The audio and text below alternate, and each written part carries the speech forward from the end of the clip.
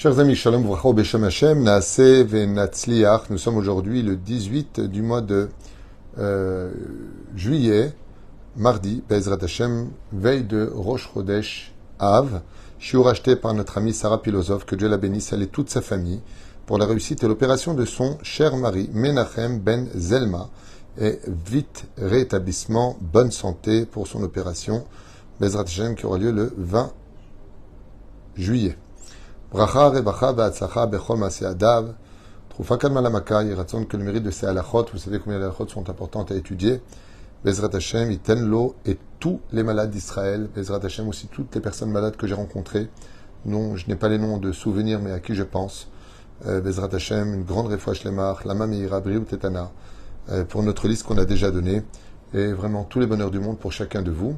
Shiur que je vous conseille vivement d'écouter parce que d'année en année, en espérant que, je dis bien vraiment en espérant de tout mon cœur qu'on n'aura pas ni à jeûner, ni à s'attrister dès que va entrer ce soir le mois de Av, qu'on ait une grande Géoula Shlema, et puis Bémet, qu'on arrête de sortir un petit peu, qu'on apprenne un peu de vouloir à la limite sortir de ces cérémonies religieuses de Pessah, Shavuot et Sukkot pour vivre quelque chose de plus grand, comme de monter au Beth Amikdash tous ensemble, toutes les tribus avec le Mashiach et le dévoilement de Dieu, pour nous guider définitivement vers un monde de bonheur sans plus jamais reverser une larme de tristesse.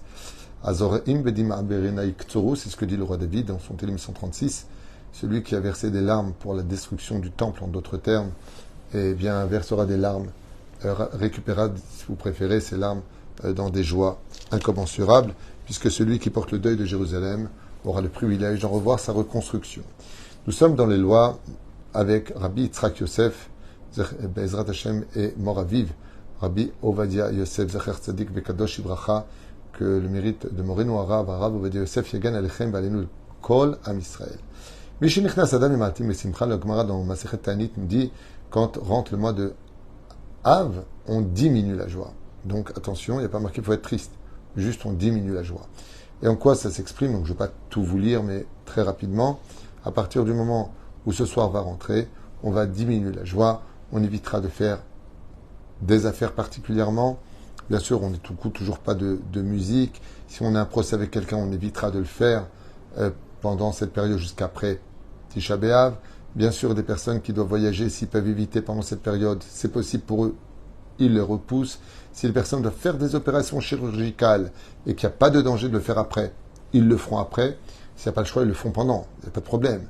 Mais tout ce que tu peux éviter de faire, y compris par exemple, il n'y a pas marqué minadine, c'est-à-dire selon la halakha qu'on n'a pas le droit d'aller à la piscine ou qu'on n'a pas le droit d'aller dans l'océan. Seulement attention. Je voudrais vous le dire une fois pour toutes. Cette période-là est une période sérieuse. C'est pas une période simple, c'est une période de dinim. Pourquoi? Une période rigoureuse. Je vous explique en deux mots. Ils me rattraperont pendant Ben Ametzarim. Voilà ce que nous dit le verset. Sigua be Ben Ametzarim. Qui? De quoi on parle? En deux mots, c'est simple. Tous les anges accusateurs que nous avons créés par nos mauvaises actions dans l'année se donnent tous rendez-vous pendant cette période du 17 Tammuz au 9 Av. Ce qu'on appelle des périodes de pour Anout.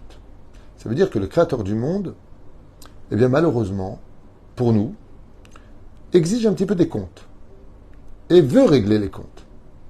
Ce qui fait que, comment on va atténuer ça? Par un comportement. Si on avait le Beth Amikdash, on n'aurait pas tous ces problèmes. Mais malheureusement, le Beth Amikdash a été détruit il y a 2000 ans. Et pour double malheureusement, nous avons perpétué cette longévité. Parce que si on arrêtait d'être bêtes et d'apprendre à s'aimer les uns les autres, d'arrêter de parler des uns des autres et d'étudier un peu plus la Torah ensemble, on n'aurait plus ce problème. Mais malheureusement, on perpétue ce qui a existé il y a 2000 ans en arrière, comme explique le Sfat Emet. Oufren, dans le Minagim, eh bien, tout ce que tu peux éviter de faire, qui comprendrait le moindre risque, à plus forte raison de ne pas aller du tout pendant cette période à la force du trône, ou chercher à s'éclater et à rigoler. Et matim besimcha. On diminue la joie. C'est une période de recueillement. Je l'ai dit un petit peu à Marseille, c'est un peu l'occasion d'aller pour nous tous consoler la shrina. De dire à Hachem, tu sais, nous, toute l'année, il y a les vacances, on s'éclate, il y a les fêtes, tout ce que tu veux. Mais là, c'est Dieu qui est SDF, qui n'a toujours pas cette maison. Alors si au moins pour toi, t'as pas de pitié et de l'empathie pour Hachem. Parce que le but de la création du monde, c'était d'y faire résider Hachem dans une maison, son Beth Amikdash. Oufren. Le Rosh Chodesh Av, Zéo Mebatim, Bemasa Matan, comme je vous l'ai dit, et on évitera tout ce qui est en rapport avec les choupot, avec les bar mitzvot. C'est pas une période pour ça. Bien sûr, dans un certain cas, si vraiment le lendemain de Tchab B'Av, on a une fête, alors, et qu'on n'a pas le choix, on a le droit de. Et si on a peur de rater une occasion, on aura le droit. Mais pour après. Mais ce que tu peux faire après, ne le fais pas maintenant.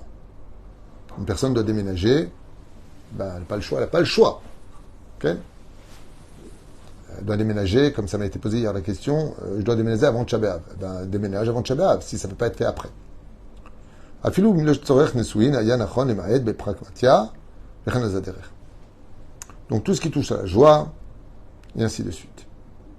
On évitera les travaux inutiles. Par contre, si c'est pour une synagogue ou pour même faire un maquet, c'est-à-dire une barrière protectrice, ou toute chose qui comprend une sécurité, on le fait bien entendu pendant cette période. À partir de ce soir, alors il y a plusieurs minagim. C'est Rosh Chodesh. On ne mange plus de viande. C'est un jour de Rosh Chodesh, pour cette année 2023 de l'ère vulgaire. Mardi soir, c'est Rosh Chodesh jusqu'à mercredi soir. Et donc, en conséquence, la joie se vit à travers le vin et à travers la viande. On évite de boire du vin pendant cette période et on ne mange pas de viande. Il y a des minagim qui ne mangent pas de viande à partir de demain soir. C'est-à-dire que Rosh Chodesh étant un jour de semi-fête, eh bien, on peut manger de la viande. Ça dépend de ton minag. Mais la reine, celui qui veut manger de la viande, qui a l'habitude de manger de la viande pendant Rosh Chodesh, a tout à fait le droit de le faire. Le Rav Yitzhak Yosef ramène ici Minag Yerushalayim, donc Minag Jérusalem, que même pendant Rosh Chodesh, on ne mange pas de viande. Et la reine, Advarim Elem Brourim. Minag Beir HaKodesh Yerushalem Tiban Vitikonen, Shen Ochlim Basar Miyom Rosh Chodesh, depuis Rosh Chodesh. Av Adiom Asiri Be'av, et donc pour nous tous jusqu'au 10 du mois de Av. Yom Asiri Bechla Leisur. Et le 10 du mois de Av, non plus on ne mange pas de viande. Minag Sfarad, laquelle Bezé Be'achilat Basar Beyom Rosh Chodesh, Av Atzmo. Yeshmak Mirim Bezé. Donc après, il vient de le dire, chacun son minag. Là, par ça, on ne peut pas manger de viande. Par contre, si j'ai une Soudat Mitzvah, Brit Mila, Bar Mitzvah, ou Pidyon Aben, ou toute chose qui soit une mitzvah, comme on vient de le dire à l'instant, j'aurai le droit de manger de la viande pour cette Séouda-là. Mais je ne ferai pas spécialement éviter parce qu'il y a de la viande pour aller manger. Donc, si c'est le cas, oui. Il y a des minagim qui, même si c'est pour une fête, ou une Séoudat Mitzvah, comme vous l'avez compris, eh bien, ils mangeront du poisson, qui est appelé la viande de l'océan. Et ils ne mangeront pas de viande.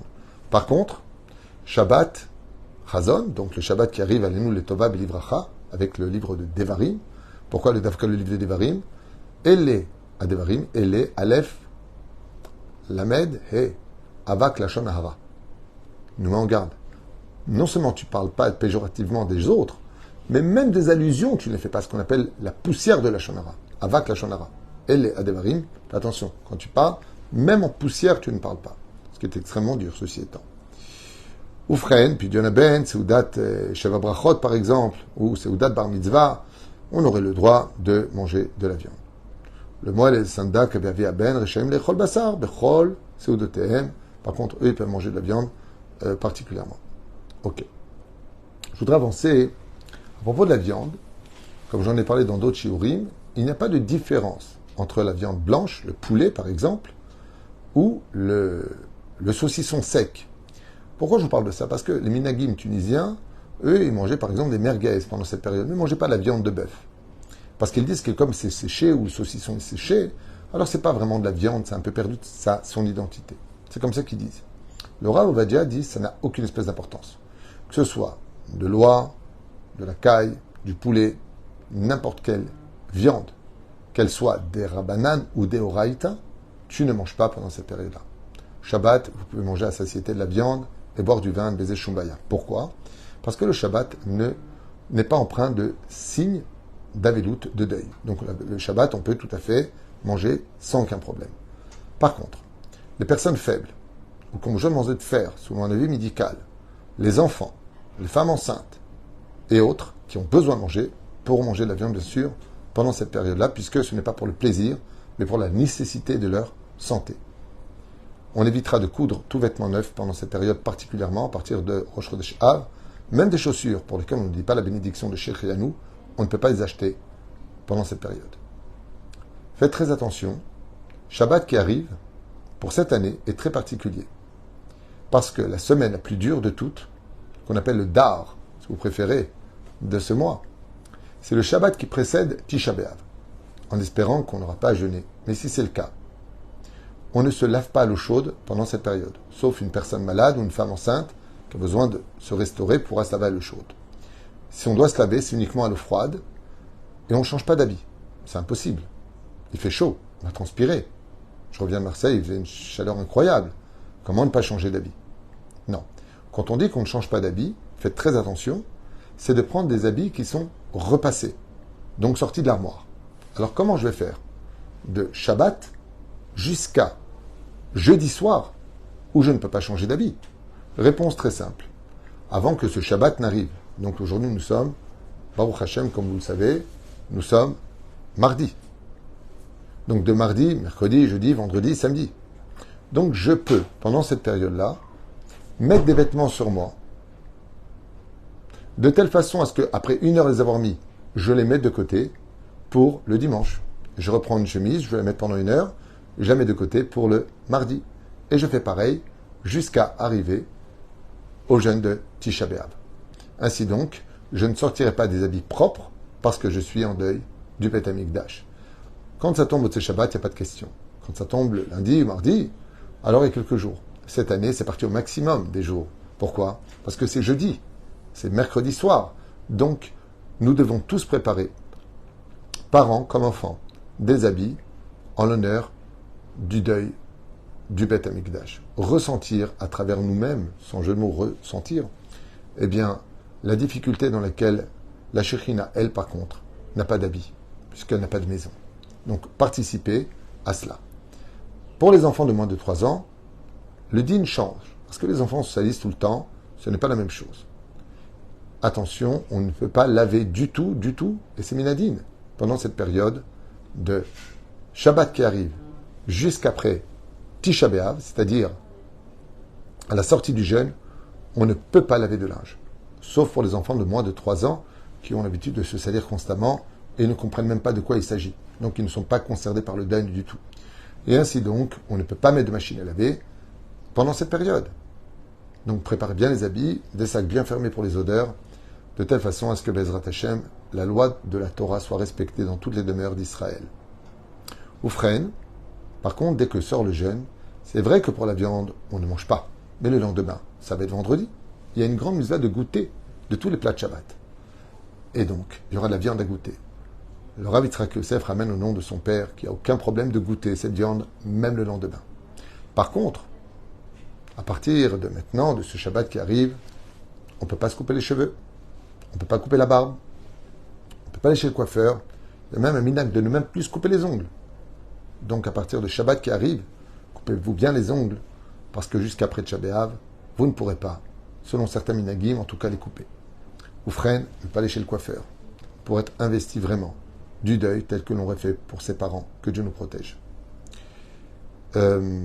Par contre, dès que sort le jeûne, on peut tout à fait mettre, même si on ne mange pas de viande le lendemain, on peut tout à fait mettre les machines à laver en route, on peut même aller chez le coiffeur le lendemain, en bezebaya. Même si le 10 du mois de Av a été beaucoup plus difficile que le 9 du mois de Av, car le temple a été détruit le 9, mais il a brûlé toute la journée du 10, comme vous le savez, et l'enseigne au Srachamim. Qui jeûne et qui ne jeûne pas pendant le mois de Av, le 9 Av. Alors, la première chose qu'il faut savoir pour ceux qui ne peuvent pas jeûner, c'est qu'il n'y a pas des quantités restreintes, comme on le voit pour Kippour. Les gens très souvent confondent entre les deux. Si tu ne jeûnes pas, tu ne jeûnes pas. Mais, il y a plusieurs façons de ne pas jeûner. Quelles sont les conditions pour jeûner? La réponse est simple. Tout le monde a l'obligation de jeûner à Tisha B'Av. Même les femmes enceintes, la plus forte raison, les femmes qui allaitent. Seulement, nous sommes une génération faible et fatiguée et malade. Ce qui fait qu'il faut avoir 2 avis pour ne pas jeûner. Un avis médical d'un médecin qui n'est pas hostile du tout à la tradition juive et à l'amour de la Torah, donc quelqu'un qui respecte les mitzvot. Deuxièmement, l'avis d'un expert en halakha qui vous permettra ou pas de jeûner selon les critères ilchatiques. Ce n'est pas lui qui décide pour vous. il vérifie ce que dit la halakha. D'accord? Si les femmes et les hommes sont dans une situation d'impossibilité de jeûner, par rapport à une situation où, comme quelqu'un qui a une dialyse par exemple, ou une personne qui est sous traitement très sérieux, ou une femme enceinte qui est fragile, dans son cas, il faudra qu'elle prenne un avis médical. Il y en a qui peuvent commencer, par exemple, si le médecin lui dit, regarde, 24 heures c'est trop dur, mais la journée tu peux si tu prends des médicaments la veille. Et donc ils commenceraient le jeûne à l'aube. Dans leur cas, eux, le Rav Yitzhak Yosef d'ailleurs le rapporte ici, ils auraient même sur qui compter. Même si tout le monde doit jeûner depuis la veille. Il y a 2 jeûnes qui commencent depuis la veille, c'est Kippour et Tisha B'Av. Mais dans le cas de maladie, de faiblesse ou autre, comme ma maman, par exemple, son état, elle ne peut pas du tout jeûner, ni Kippour, ni Tisha B'Av, que Dieu lui donne une bonne santé, elle qui a toujours fait les jeûnes. Mais là, elle ne peut pas. Ma belle-mère, c'est pareil. Elle n'a pas le droit de jeûner. Même si elle le veut, elle n'a pas le droit de jeûner. Donc elle boira comme il le faut, mais ça ne veut pas dire que parce que tu ne jeûnes pas, tu vas manger des bons yaourts et des bonnes choses. Tu dois te nourrir avec le minimum nécessaire afin que Bezrat Hashem, tu vives le deuil à ta façon, avec tes moyens, Bezrat Hashem, de santé. Si une personne, par exemple, est enceinte, en général, ce qu'il y a de très dur pour le jeûne, c'est l'angoisse. On s'angoisse. Donc si on boit énormément avant le jeûne, et que la femme puisse se reposer, fermer les volets et dormir, elle peut passer le jeûne. Mais je tiens à vous le dire à voix haute, pour ne pas qu'il y ait d'angoisse, comme je le dis tous les ans, comme mon Rav le répétait tous les ans. Une personne est enceinte, alors elle a peur pour son bébé, elle a besoin de manger du sucre pour qu'il bouge. Comment on fait? Réponse très simple. Vous faites le jeûne, et dès que vous voyez que Béhémet, ça ne va pas, vous arrêtez le jeûne, vous buvez et vous continuez le jeûne. Le Rav Yitzhak Yosef, il a ramené qu'une personne qui doit prendre des médicaments. Alors comment elle fait? Si elle ne peut pas les avaler, elle ne peut pas sans eau, comment elle fait? Eh bien, elle le prend, elle continue le jeûne. C'est pas parce que tu as entravé le jeûne que tu continues pas le jeûne. Tu peux continuer le jeûne. La reine Zeikar, que Bezrat Hashem, les hommes et les femmes jeûnent. Moi, je me forcerai avec l'aide d'Hachem, pour ceux que ça intéresse, d'étudier au moins peut-être 4 heures, 5 heures avec vous d'affilée pour occuper le temps du jeûne à l'étude et que notre esprit ne soit pas concentré sur la faim et la soif, comme je le fais tous les ans en général, à partager avec vous en direct des cours de Torah.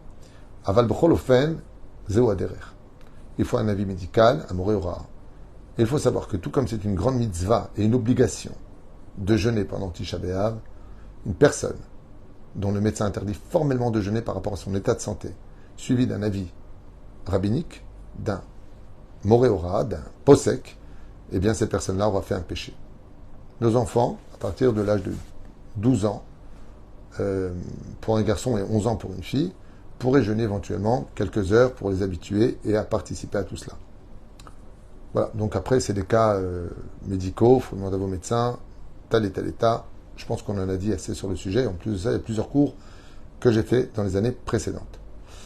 Pour le Seuda Mafseket, vous savez qu'on a l'habitude de s'asseoir par contre de côté, on ne se réunit pas ensemble, on ne fait pas de zimoun, on ne mange qu'un seul tafshil, c'est-à-dire qu'un seul repas et non pas des choses mélangées. Par exemple, un œuf dur et une omelette sont considérés comme 2, pourtant c'est la même chose, mais ce n'est pas la même chose. Donc, on ne peut pas. Mais par contre, tout ce qui est légumes frais ou les salades, toutes sortes de salades ou des fruits, on peut en manger autant qu'on veut pendant Seuda Mafseket, qui clôturera le repas final pour rentrer dans le jeûne. Et on peut tout à fait faire ce repas avec des chaussures en cuir, juste quand on a fini, pour aller à la Beth Knesset. Je vous rappelle les 5 interdits de Tisha B'Av. Si malheureusement nous devions y arriver et qu'on n'a pas changé l'histoire avec plus d'amour et d'humour entre nous, eh bien, on ne dort pas ensemble, c'est indigne de nida pour tout le monde, on ne s'accouple pas avec sa femme, on ne fait pas d'amour, on ne peut pas se laver, on ne peut pas manger et on ne peut pas boire. Et bien sûr, on n'a pas de chaussures en cuir. Si les chaussures ont du cuir dessus, c'est pas interdit dans l'absolu, c'est dessous le problème. Mais c'est mieux d'avoir des chaussures en toile que tout le monde en général possède, comme des ballerines ou autres, pour venir à la Beth Knesset. Et puis après, il y a d'autres minagim pendant Tisha B'Av, comme vous le savez. On n'étudie pas n'importe quoi, on étudie uniquement les lois de deuil, le livre de Yov, les kinot, on les lit. Bien entendu, on peut étudier la Gemara de Gittin, qui parle des catastrophes qui ont eu lieu pour la perte du temple, qui sont des lois de Gittin, c'est le get, ça veut dire la séparation, c'est le divorce, qui est considéré comme Quel rapport entre l'un et l'autre? Eh bien, chaque fois qu'on se marie, on reconstruit une pierre du Beth Amikdash, et chaque fois qu'on divorce, on détruit une pierre du Misbéach. Comme ça dit la Gemara, les pierres du Misbéach pleurent quand quelqu'un divorce parce que il n'a pas été capable de sauver son couple par humilité, l'un comme l'autre. Les mariages reconstruisent le Beth Amikdash. Neymar, Mesamer, Tzion, Bevanea. Quand le mariage se prononce, les Neshamot déjà se préparent dans le ciel et descendent peut-être un peu plus rapide pour les uns et moins rapide pour les autres, mais tout le monde finira par faire descendre ces Neshamot Be'ezrat Hashem Barach. En ce qui concerne le Seudat Mapseket, donc je vous l'ai dit, c'est une seule chose. Après, chacun, on a déjà parlé de ça tellement de fois que je ne vois pas trop l'intérêt de revenir. Qu'est-ce qui est 2 tafshilin, 3 tafshilin? Alcool, Dibarnou Be'ezrat Hashem. Ne pas se couper les cheveux, on l'a dit. Vechen Issour, les galar zakan, pas toucher, on l'a dit. Et patati patata. Ok, moutar les seins. Par contre, se coiffer, on a tout à fait le droit. C'est pour Naïm, c'est une marloquette. L'étude de la Torah, on a expliqué ce qu'on faisait, donc les lois de deuil essentiellement, tout ce qui touche à la remise en question. Le minag de mettre une pierre sous l'oreiller pour ne pas que ce soit très agréable. Si on a l'habitude de dormir, par exemple, sous 2 oreillers la nuit de Tcha B'Av, on prend un seul oreiller pour sentir la différence et avoir un peu de. C'est très important de prier honnête. Et puis pour les tefilines, après c'est chacun son minag. Le minag du Harizal, le minag en tout cas Yerushalmi, comme le dit le Rav Ovadia Yosef, on met les tefilines, le talit le matin à la prière de Shacharit de Tisha B'Av, et les autres, et Dout Mizrach aussi entre autres, les mettent en général tous à Mincha. Bezrat Hashem Barach. Bien sûr, on ne va pas au Kotel pour ceux qui habitent en Israël pour se promener. C'est pas un jour de promenade Tisha B'Av. Ce n'est pas un jour où on doit faire autre chose que de réaliser que dans notre génération, on n'a pas été capable de reconstruire le temple. C'est ça, Tisha B'Av. Donc c'est pas un jour de promenade, c'est pas un jour de rigolade, c'est pas un jour de kef du tout. C'est un jour de méditation sur le deuil et la perte du temple. En ce qui concerne Bezrat Hashem Barach, de quoi je voulais parler d'autre? Donc on a parlé des habits. Oui, il y en a qui montent au cimetière aussi la veille donc de Tisha B'Av, il y en a qui montent pendant Tisha B'Av. C'est leur minag, il n'y a pas de problème avec cela. Pas acheter d'habits, ça on l'a dit. Ok. Merhouz. Voilà, si vous avez des questions, je veux bien y répondre rapidement. Peut-être 2-3 questions que je n'ai peut-être pas élaborées avec vous. Les Teilim, très bonne question. On évite de lire des Teilim la journée de Tcha B'Av parce que les Teilim, en général, c'est considéré comme étant une étude qui donne de la joie. Tikkun Aklali, c'est un Tikkun, donc on pourrait le faire. Le mot Kinot, c'est l'élève du mot Tikkun, donc c'est plutôt le jour pour les faire. Mais oui, ça c'est une très bonne question, ça me revient. Il y a des gens qui lisent tous les jours un ceder de Teilim, vous savez, 13 par 13, de Myriam Fitoussi, que Dieu la bénisse pour ça. Et en même temps, il y en a qui font le Perek Shira, comme moi, qui fait tous les jours, grâce à Dieu, le Perek Shira. Il n'y a pas de problème de le faire le soir. Dans ce cas-là, à la sortie, puisqu'on n'a pas pu le faire le jour pour le Perek Shira, entre autres, ou qu'on a des ceders à faire comme Nishmat Kol Chai. Eh bien, tu le feras le soir, tout simplement. Ce sont des ségoulottes, donc il n'y a pas de problème pour cela. Et pourquoi cette différence entre les enfants pouvant jeûner? Ah ben tout simplement parce qu'un enfant, c'est 1 an avant la bar mitzvah et 1 an avant la bat mitzvah. La bat mitzvah d'une fille, c'est à 12 ans, et d'un garçon, c'est à 13 ans. Donc 11 ans pour une fille et 12 ans pour un garçon, tout simplement. Ok? C'est juste pour les habituer tout simplement à participer un petit peu au deuil, puisqu'ils sont en âge de comprendre et dans la possibilité de jeûner quelques heures. Ça, on l'a vu sous Dam Seket. Ok. Tcha B'Av, on s'assoit à Shoshat Fachim, donc 18 cm sur le sol. Si une personne ne peut pas, pour des questions de santé, il s'assera sur une chaise. Qu'est-ce qu'on peut regarder sur Internet? Me m'ont posé beaucoup de personnes. Regarder un petit peu tout ce qui touche à la remise en question, Shoah, entre autres, à la perte du temple. Il y a beaucoup de shiurim qui parlent de ce qui s'est passé avec les Asara, Rougé Malchut, les 10 martyrs. Tout ce qui touche vraiment à l'essence même de notre peuple. Bezrat Hashem, Midrash Echa qui est très dur. Regardez les Midrashim qui se sont produits pendant la première perte du premier temple et la deuxième perte du deuxième temple avec le prophète Zacharia, entre autres, qui a été assassiné par nous-mêmes d'ailleurs. Que Dieu protège le peuple d'Israël et que son âme nous pardonne définitivement. Bezrat Hashem, moi je propose qu'au lieu qu'on soit tout le temps d'année en année dans ces lois-là cérémoniales, comme j'ai l'habitude de le dire, eh bien qu'on s'élève un peu au-dessus de cela et qu'on aille tous danser le jour de Tisha B'Av en tapant des mains autour de la Shrina pendant 40 jours d'affilée. Comme ça, c'est marqué qu'à la fin des temps, les enfants d'Israël danseront 40 jours d'affilée pour remercier Akadosh Baruch Hu pour la joie intense de ce bonheur de vivre qu'on ressentira tous face à ce mal de vivre, ce mal-être que nous partageons tous à des degrés différents, certes, à nous cacher derrière toutes sortes de plaisirs momentanés, mais qui en réalité ne résout rien de tous nos problèmes personnels, à poursuivre des fantasmes qui nous mènent rien d'autre qu'à jeûner à Tisha B'Av. Chaval, je dis pas ça pour vous, je dis ça pour nous tous, pour moi-même. Chaval, qu'on se contente, malheureusement, de croire que Tisha B'Av, c'est juste de réussir à jeûner ou pas. Il y a beaucoup plus important que le jeûne, c'est d'être capable de changer pour éviter de jeûner. Kol Tov, Leitraot et Refoua Shlema.